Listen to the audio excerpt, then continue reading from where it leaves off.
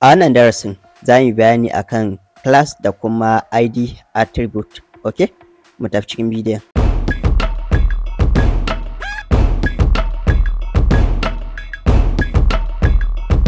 Menene ID da kuma class attribute? Well, a HTML muna kiransu da attribute. Kun san menene attribute? Attribute ana saka ta ne a cikin opening ko kuma set closing tags. Kun fahimta? A CSS kuma muna kiran class da ID muna kiransu da selectors. JavaScript ma muna kiransu da selectors. Kun fahimta? So selectors ne wannan. Okay, so me amfanin su? Well, wannan class da ID attribute din zaka yi amfani da su wajen editing din content. Zaka yi amfani da su wajen canja tag name. Kun fahimta? HTML tag da kuma HTML attribute. Za kuma ka iya canja kalai, wato kalai content kenan, kamar background kenan, ko kuma kalo ɗin rubutu, ko kuma ka ƙara ma rubutu girma, ko kai adin ɗin padding, border da dai sauransu. Idan mun zo course ɗin mu na CSS, insha Allah duk za ku komai da komai. Okay, so ta yaya zaka buɗe su? Bari mu buɗe text editor namu, kana ko bari mu buɗe file manager, mu tafi folder website namu, bari mu double click. Okay, so gashi nan. Alright, for now empty yake. Okay, so bari mu buɗe text editor namu. Okay, so a nan ciki bari mu buɗe paragraphs dai. So su wannan class da kuma ID ana amfani ne da su a ko'ina. So ga p nan na buɗe, kun fahimta? Gashi nan na rufe. Okay, so kun ga inda ake saka class ɗin nan, wannan attribute ne ko? Gashi nan. Okay, so wannan class ɗin shine attribute name. Kun gane ko? So duk abin da na sa a nan ciki shine value. So yanzu misali idan na ce kamar header a nan, kun gane ko, sai na taho na cutting ɗinta, bari in tafi cikin nan in yi paste. Okay, bari in dawo cikin website ɗina in yi refresh. Za ku ga header nan ya fito. Kun gane ko? So a nan wajen bari mu sa attribute name, bari mu ce kamar header haka, sai in yi save. Sorry, ga attribute name nan, wannan shine attribute value, wato value ɗin da na ba class anan. Okay, so bari in yi refresh ku gani. Kun ga ba abin da ya faru. Zaka iya right click ka taba setting inspect.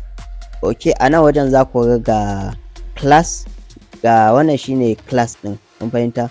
Okay, shine attribute name kenan, ga kuma attribute value nan. Kuna gani? Shine attribute value ɗin class. Okay, so akwai kuma ID. Bari mu sa ID. Zaka iya canja wannan zuwa ID. Gashi nan. So menene bambancin ID da kuma class? Well, class ana amfani ne da ita multiple times. Zaka yi amfani da class so da yawa, kamar yanzu misali zaka iya ƙara buɗe wani paragraph ɗin haka. Gashi nan duka ka ba su sunan class ƙwara ɗaya. Gashi nan kuna gani duka na ba su sunan class ƙwara ɗaya. Kana kuma zaka yi aiki da CSS ka yi styling ɗinsu. So misali yanzu kun ga na ce dot a wajen nan, kar ku damu da wannan, idan mun zo ga CSS da za ku gani. So idan za ka editing ɗin kamar wannan header ɗin nan na farko, paragraph ɗin nan, so za ka iya bata class, za ka iya copy ɗin class name ɗin, gashi nan, sai ka taukasa dot a cikin CSS, sai ka buɗe curly bracket, ga su nan. So ana wajen za ka sa background color, kamar ka ce background, kamar na mistake, background, okay, dash color, sai ka sa column, sai ka bada background color kamar red haka. Kun gane ko? So yanzu idan na cutting din wannan na saka shi a cikin style, ba mu kai ga zuwa wajen style ba, za mu zo ga style. Yanzu idan na yi saving na taho na refresh, me kake tunani zai faru? Gaba ɗaya color ɗin su kun gani ya koma red. Kuna gani? Ga su nan. So idan kuma na aiki, idan misali na canja wannan fa daga class na maida shi ID, na refresh, na taho nan na refresh fa, me kuke tunanin zai faru? Za ku ga shi ban yi styling ɗin shi ba. So idan ina so in yi styling ɗin shi, dole sai na yi copy ɗin kamar wannan HTML rules, CSS rules, ina kiran su da rules. Okay, so idan na yi saving haka yanzu na refresh, za ku ga shi ma koma red ɗin. So kakka damu da duk wannan shiriri ta yi. So kawai ina son ne ka fahimci yacce abubuwan suke, ba mu kai ga zuwa nan ba. Kawai ina so ka fahimci amfanin, kaɗan daga cikin amfanin ID da kuma class attribute ko? Okay, so bari mu dawo cikin nan, bari in gwada muku wani ɗaya daga cikin amfanin attribute. Kun ga na farko ko? So bari in gwada muku na biyu. Okay, akwai wani HTML tag wanda muke amfani da shi, muna kiran shi da field set. Okay, so shi field set zai zagaye content ne. Kamar yanzu misali idan na ce header, na sa control X, na saving na ta wannan na refresh, za ku ga ya zagaye wannan rubutun header din nan. Kun gani gashi na ya zagaye shi. So shine amfanin shi. So akwai kuma wani class name wanda muke amfani da shi wajen mai da rubutu center haka. Kamar wannan rubutun kun ga yana nan side din. So zan iya dawo da shi tsakiya nan. Okay, so wani irin HTML tag ne, muna kiran shi da center. Kun gane ko? So idan na ce header, na sa control X, na refresh, za ku ga moving din shi ya dawo da shi cikin wannan header din nan haka. Kun gane ko? So ga yana mun bude header na farko. Okay, so bari mu copy din wannan again, sai mu ƙara paste again. So kun ga na copy din shi so uku ga yana. Okay, so shi kuma wannan bari in sa mai suna, maybe bari mu ce body, ga body. Body. Okay, wannan ko bari mu sa footer. So bari in refresh ku ga me zai faru.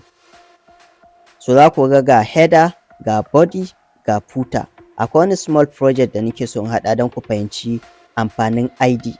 So kar ku damu da ID da class, kawai dai ku fahimci selectors ne a CSS da JavaScript. Kun fahimta? So muna amfani ne da su wajen styling ɗin content, wajen abubuwa daban-daban.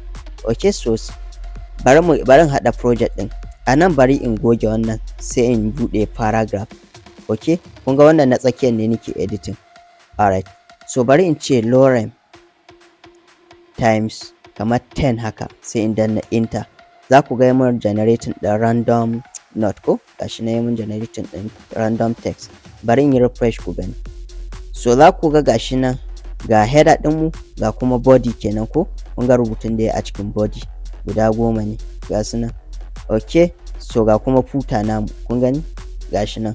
Okay, so ana iya amfani da ID attribute ai converting din wannan zuwa maybe link, wannan kuma a bashi suna attribute din ID. Yace idan na click din wannan head din nan, direct za ta dauko ni ta kawo ni nan ciki, ta kawo ni wajen footer haka. So taya zan yi wannan? Simple. Da farko dai zaka taho ka canja, na ga muku attribute din nan ana iya amfani da su a ko ina, a kowane HTML tag ko? Okay, so ga ID nan, bari in sa ID din, bari mu bashi suna footer. Wannan shine attribute name, ga attribute value, wato sunan attribute value din footer ko? Okay, so bari in yi copy din footer din, sai in yi saving. So bari in tai can sama wajen header. So bari mu converting din wannan header din zuwa link. Ta za ka converting ɗinta ta koma link? Ai na maku a bidiyon mu na baya ko? So kawai za ka ce a ne, wato anchor, sai ka danna enter. Okay, so bari mu saka hash, saboda ID ne ba class ba. Idan class ne za mu yi aiki da dot, amma tun da ID ne za mu saka kawai hash. Gashi nan za ku ga na sa hash a nan. So bari in danna control X, sai in dawo cikin wannan website din. Okay, so idan na refresh, me kake tunanin zai faru? Gashi nan na refresh. Kun ga ya ɓace. So ya aka ya ɓace? Saboda ban ba ma anchor din suna ba. Sai na sa test name.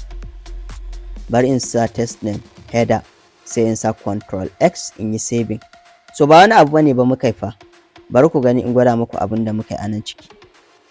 Bari mu paste. So kuna gani fill set na sa shi ya zagaye, sai kuma center ya mai da rubutun tsakiya kenan. Okay, gashi nan. Kuna gani? Gashi nan shi zai mai da rubutun tsakiya. Kun ga center din nan, ga opening, ga closing. So a cikin center din sai na bude header, ga header nan. Kun gani? So header ma bata da ma wani amfani. So zan goge header din ne baki ɗaya. So ga header din nan na goge. Kuna gani? So anan kawai zan rubuta header din. Gashi nan. Kun gani? So wannan anchor ne. Kun gani ko? Wato wannan kuma attribute ne, href. Ana amfani da shi wajen link haka da sauransu. Hash ana amfani da ita wajen controlling din ID attribute ko? A CSS muna kiransu da selector ko? Okay, ga sunan nan. Kun ga sunan abun nan din nan, bari mu yi ƙasa ku gani. Wannan footer namu, ga sunan da na ba footer din nan. Kun gani? Gashi nan footer. Ga ID nan nasa footer ko? Gashi nan. So a nan wajen zaka sa footer din. So bari in yi cutting din wannan, sai in tafi can sama. So bari mu goge wannan. ok bari mu paste gashi nan. So bari in yi saving ku gani. Alright, bari in dawo nan in yi refresh, za ku ga link na header nan ya taho. So da na click ɗin akan wannan me kake tunanin zai faru? Bari ku gani gashi nan na click akai, kun ga ya dawo ya gwado mu wajen footer. So wasu mutanen a cikin website nasu suna aje kamar contact us, kamar a nan wajen zaka sun ce contact us, sai su danna save. Bari mu taho nan mu ga, bari in yi saving. Okay, so anan zaka ga contact us. So da ka taba anan za ta kawo ka nan wajen, kun gane wajen inda zaka ga email nasu haka da bayanai da dai sauransu haka. So wannan shine kaɗan daga cikin amfanin ID da kuma class. So ana amfani da su wajen styling ɗin element gaba ɗaya, ka canja content, ka canja HTML tag, ka canja attribute, ka yi komai, kun fahimta. So suna da matukar amfani. Wannan bidiyon ka sake kallon shi sosai, in ba haka ba za su baka wahala. Su ka tsaya ka natsu ka sake kallon shi. Okay, so Allah taimaka.